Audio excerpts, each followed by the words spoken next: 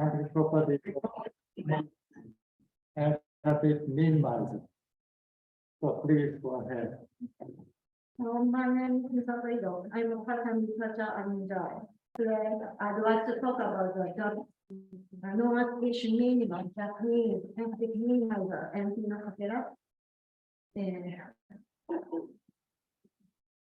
My presentation is in five parts. First, I introduce the basic data about NP-no-kakera, which is Japanese emphatic minimizer. Second, I introduce the background of the variation of the non-application meanings. Third, I showed that the non-application meaning of NP-no-kakera must refer to the modal base, and it doesn't behave as a fixed position or CI. Then I will demonstrate that assuming the modal base is set by the active holder, holder explains the phenomenon. After that, I'm going to summarize this presentation. Let's start with the basic data about NP-no-kakera, which is the emphatic minimizer in Japanese. The Japanese no-kakera literally means peace in English. In addition, kakera has another usage. In this usage, NP-no-kakera indicates the minimum degree by attaching the property noun.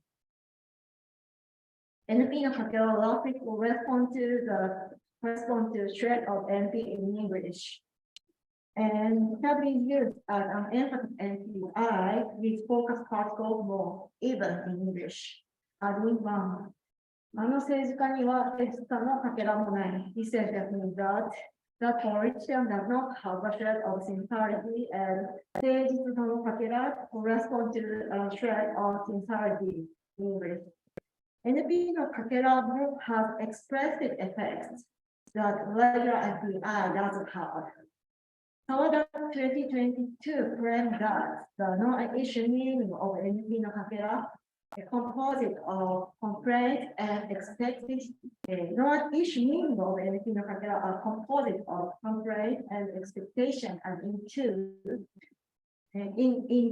on this view, example one means the correction should have sincerity, and the speaker is calculated that the correction does not have sincerity as a non-adjective meaning.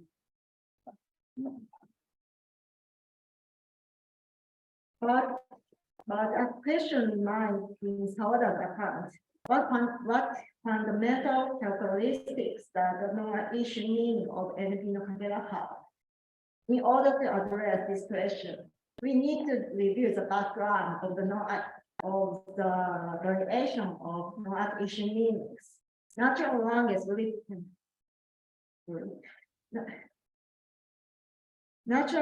represents the main assertion and the non-issue meanings. The non-issue meanings cannot be cancelled even if they are embedded in interrogative clause, conditional clauses, and modal clauses.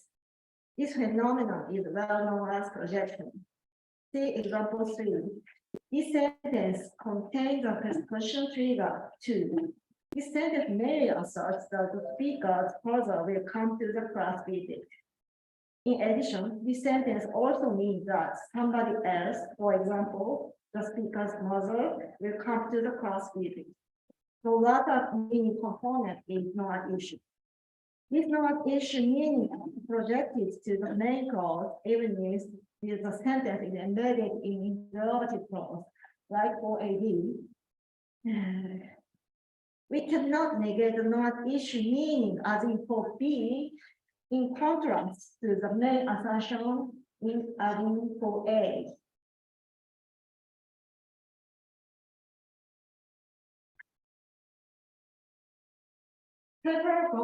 Previous studies have attempted to classify the non-issue meanings. One criterion is whether the meaning component is backgrounded or not. It pertains to whether the speaker presumes that it is shared between the speaker and the hearer.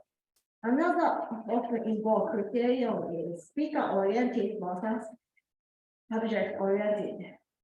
it is whether the non-issue meaning must be attributed to the subject or of the sentence when the trigger is embedded in adjective verb.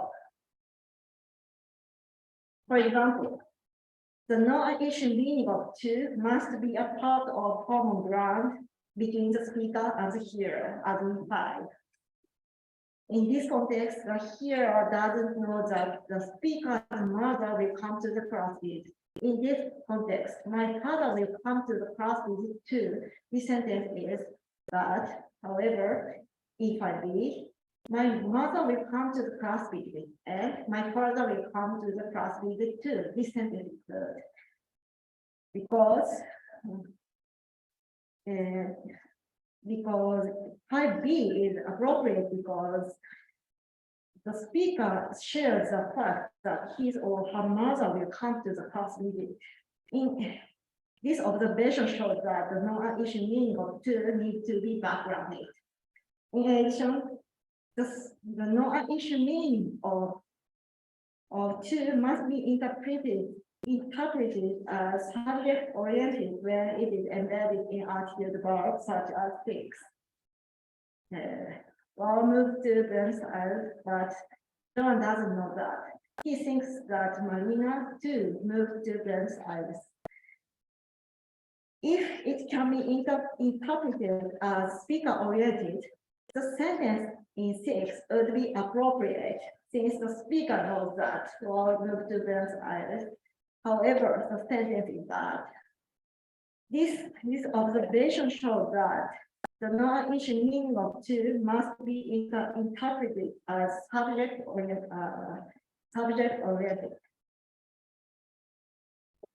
According to these two diagnostics, Hauser et al. Classifies the non-issue meaning as shown in table 1. For example, the non-issue meaning of to is classified as class A. As we can see in table 1, class A involves anaphoric and indexual triggers. The members in class A roughly correspond to prototypical presupposition trigger. I'll skip class B. In this presentation, since it is too involved to discuss here, Hauser et al. Say the class B tends to concern not fact about the external words that the interlocutor seeks to describe, but fact about the discourse situation itself. The question is class C and class B. The class B and class C are not straightforward. They don't behave as a typical presupposition. Class B involves many cases post-2005 terms of conventional implicature, such as appositive and expressive. Class C is what Hauser et al. Say. Class C is a mixture of cases standardly described as presupposition, including activity, along with its implication whose analysis is more controversial. It is worth noting that the differences in the vertical columns of the table are not so clear. Oshima 2016 pointed out that there is a gradation. Obligatory subject-oriented through ambi-oriented to obligatory or strongly speaker-oriented. The situation is very complex here. First, according to Hauser et al., the subject-oriented interpretation is just possible, but it is not just possible, but is obligatory for class C, but this is not entirely uncontroversial. In addition, as Pot has observed, the members in class B strongly prefer to the speaker-oriented interpretation, while subject-oriented interpretation is not entirely impossible. Furthermore, as I will show, it seems that some expressions classified in class B can be easily interpreted both as subject-oriented and speaker-oriented. So far for the classification of non-issue meanings, Fox 2015 argued as follows. What we need are rich series of properties like conventional, backgrounded, and projective, the way those properties interact, and the effect of those interactions on language and cognition. I take this to be a very important point that anybody working on non-issue meanings should seriously keep in mind. So in this presentation, I try to clarify the following question through an analysis of the NP-no-kakera. As I will show, it seems that some members in class B easy to interpret as subject-oriented, and some are not. But why? Clarifying the characteristic of the non-issue meaning of NP-no-kakera provides a new perspective for understanding the characteristic of projective meanings. Having clarified the broad picture, now let me return to the basic data. We have seen Sawada 2022 claims that the non-issue meaning of NP-no-kakera is a composite of complaint and expectation as in 7BC. Sawada 2022 analyzed 7BC as conventional implication building on Potts 2005.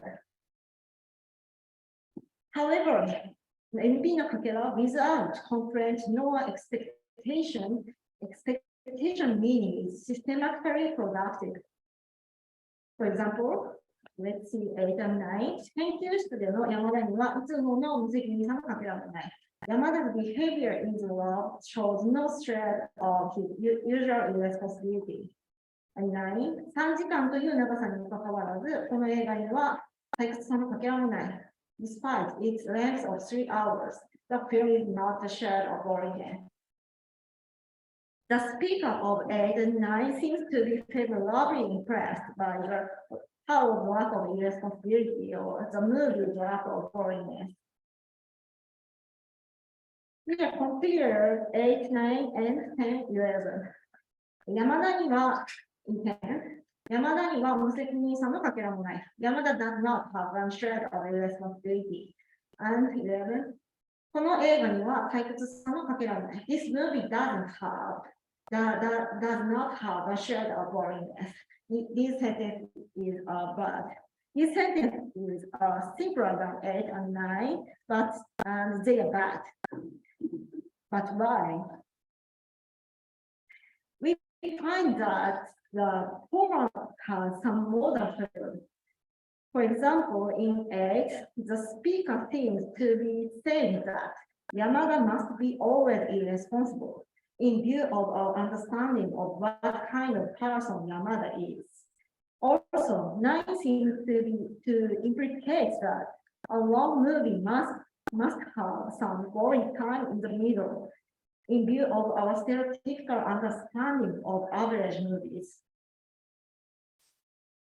These examples suggest that the interpretation of NP-no-kakera requires reference to the modal base. In other words, NP-no-kakera is an inherently modal expression. Then here is my proposal. I argue that NP-no-kakera must refer to something that minimally exists in the modal base in proper tense that is commonly introduced at the non-issue level.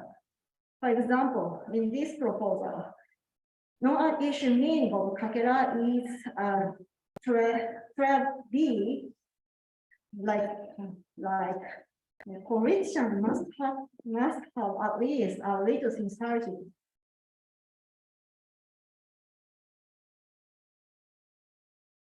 This assumption makes it possible to explain the variation of the explicit effect of the NP-no-kakera. NP-no-kakera can express various modal meanings according to the conversational background types.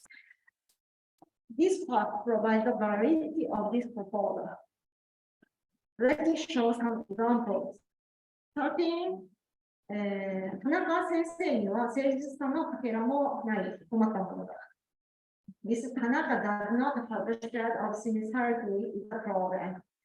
And in this case, kakera refers to the minimal properties a teacher must possess, and this is based on the genetic conversational backgrounds. And 14 is the case that the modal base is given by the bureaucratic or theological background. 記録のかけらも残っていなかったので、プロジェクトを畳むことにした。In that, I didn't have a shred of energy left, so I decided to close down the project. In this case, kakera refers to the minimum required to accomplish the project. Here, 15 is a case of epistemic, and 16 is a stereotypical case, but I'd like to skip this later because we have not enough time. Having clarified the non-issue meaning of NP-no-kakera, now let me return to the classification of the non-issue meaning of NP-no-kakera. Pitch class is Tohauser et al. Classification that the non-issue meaning of NP-no-kakera belongs to. First, is kakera's modal implication backgrounded or not? The non-issue meaning of kakera is not shared between the speaker and the hearer, as we can see in 17. 研究室の山田にはいつもの無責任さのかけらもない。And the response. そう、そもそも山田は普段から無責任ではないと思うよ。In that, is that so? To begin with, I don't think Yamada is usually irresponsible. And next, let's see if the meaning component is speaker-oriented or subject-oriented. In this context, the speaker believes that he speaks frankly. 陽子は今日の私の発言には珍しくごまかしのかけらもないと思ったそうだ。陽子 said that there was not a shred of deception in what I said today, which was unusual. This sentence is good, so the non-issue meaning of NP-no-kakera can be interpreted as subject-oriented. And also, it can have speaker-oriented interpretation as well. In 19, the speaker believes that public employees need professionalism, but Yoko doesn't think so. 陽子は僕の働き方にはやっぱりプロ意識のかけらもないと思ったようだ。陽子 thought that as she expected, there was not a shred of professionalism in my working style. This sentence is also good.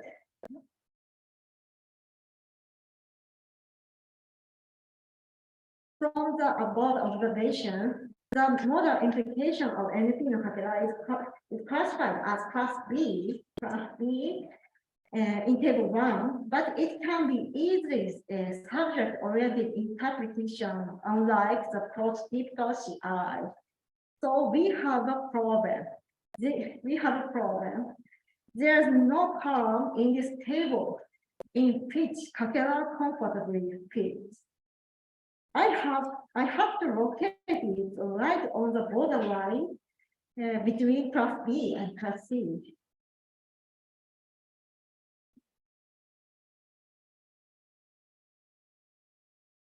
Then, how can we explain the classification of NP-no-kakera? We must report that the non-issue meaning of NP-no-kakera must refer to the modal base. Here is my proposal. Let us assume that the modal base is set by the attitude holder, the speaker or the hearer, speaker or the subject. This assumption can be explained why the non-issue meaning of NP-no-kakera behaves as we have seen. Assuming that the modal base, assuming that the modal base is set by the attitude holder, we can say as follows.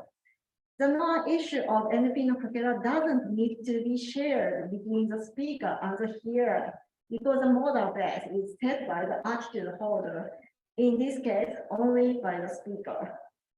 The non-issue of meaning of NP-no-kakera can be interpreted as subject-oriented and speaker-oriented because the modal base can be set by the attitude holder, in this case, by the subject and by the speaker.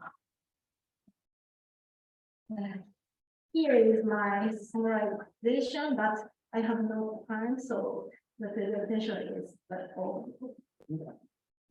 Do your summary. Oh, thank you. Let me summarize this presentation. I have demonstrated that NP-no-kakera needs to refer to the modal base at a non-issue level. It belongs to the middle position between the class B and class C. It has an OS classification. In addition, I pointed out that by assuming that the modal base is set by the attitude holder, the speaker was the subject, we can explain naturally that the properties of NP-no-kakera. This presentation clarifies some aspects of the non-issue meaning of NP-no-kakera in Japanese, but there remains some open questions. First, how is the modal base coverage introduced in kakera at the non-issue level? Second, how can we extend the modal base theory to include the parameter of the attitude holder? They are my future tasks.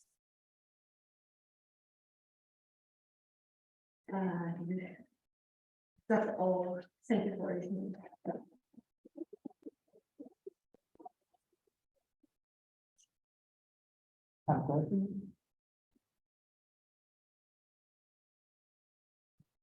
Okay, just a clarification question. At the beginning, to make a difference to Sawada's approach, I think you said your model base belongs to the meaning content and lexical content, and not to the implication of the conventional implication. But afterwards, if I'm not right, you argued that this is a kind of implication. Which one is correct? So that's my misunderstanding, maybe. How do you think of what do you think make of that? Do you mean that? Model base, is it a meaning content or is it a conventional? If I have to say, I must hold the non-issue meaning of kakera as CI. So I think it's. I'm just going to consider that is the lecture meaning of kakera. Okay. Some other questions? Okay. Who is that? Alaska, please. Oh, can you hear me? Okay. Yeah. Well, thanks very much for your talk. I kind of, when I was listening to your talk, I was kind of thinking about the questions that you leave as open questions. Like, yeah, how is this modal base integrated and how is it made sensitive to the speakers? Which you obviously have raised in your summary. Could you tell, I mean, do you have any ideas how you will answer these questions? Could you tell us about that? The open questions. Sorry, I don't understand the question. But... Well, oh, okay, my question is, you leave some open questions, two open questions. And I'm kind of interested in possible answers that you might give to these open questions. So do you have any answers, preliminary answers for your open questions? It's very important, but actually I have no idea now. So it's my future task. Right, because these questions are really crucial. That you need answers to these questions, otherwise your whole talk, the whole account doesn't have any grounding. But thanks very much. Thank you for your help. Okay, thank you. Please come here.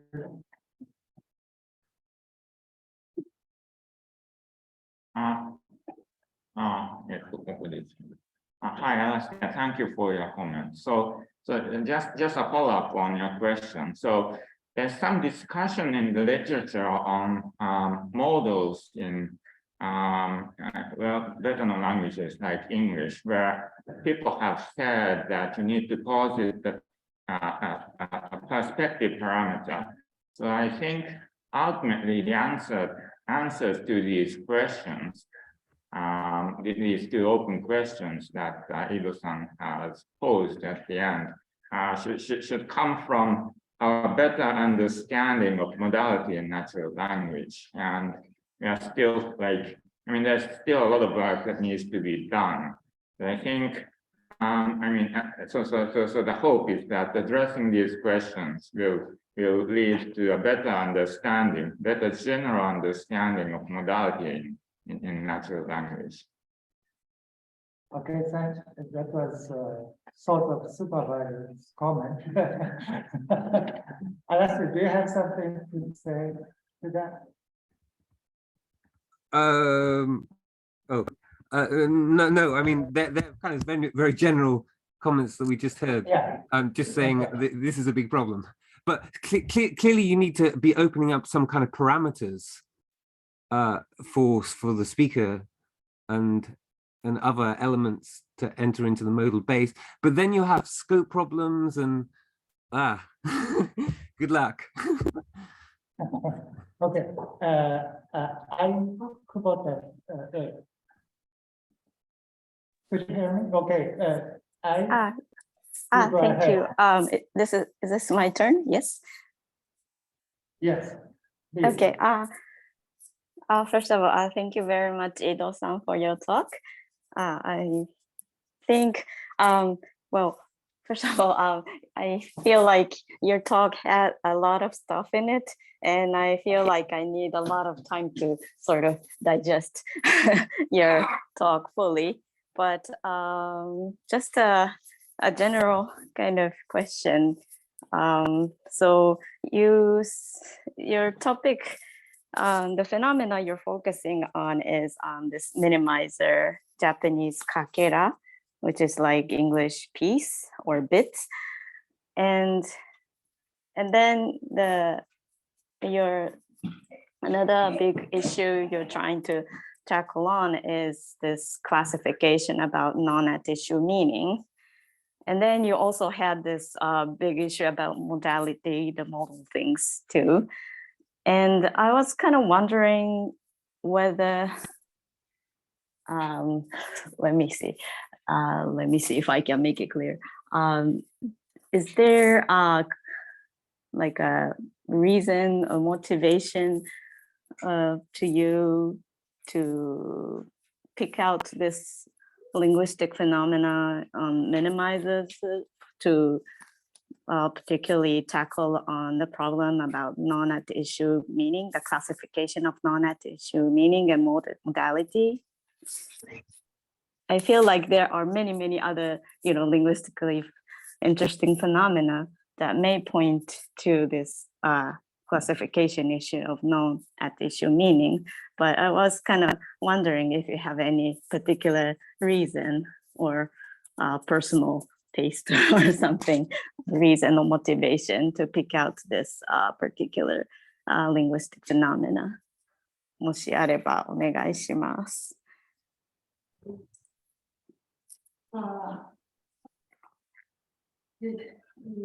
I thank you for your question, and I think at least in Japanese, Mhm. Japanese have sort of similar phenomena. Mhm. So, for example, in the evaluated focus course, very similar to the NP-no-kakera. So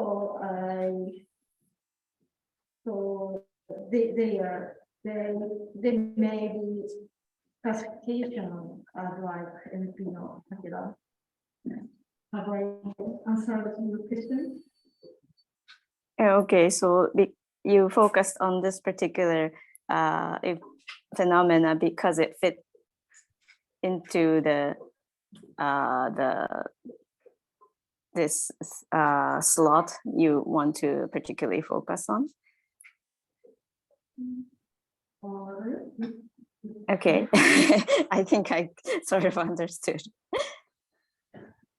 I think you had some occasions later to discuss each other. So time is just up. So we close your talk.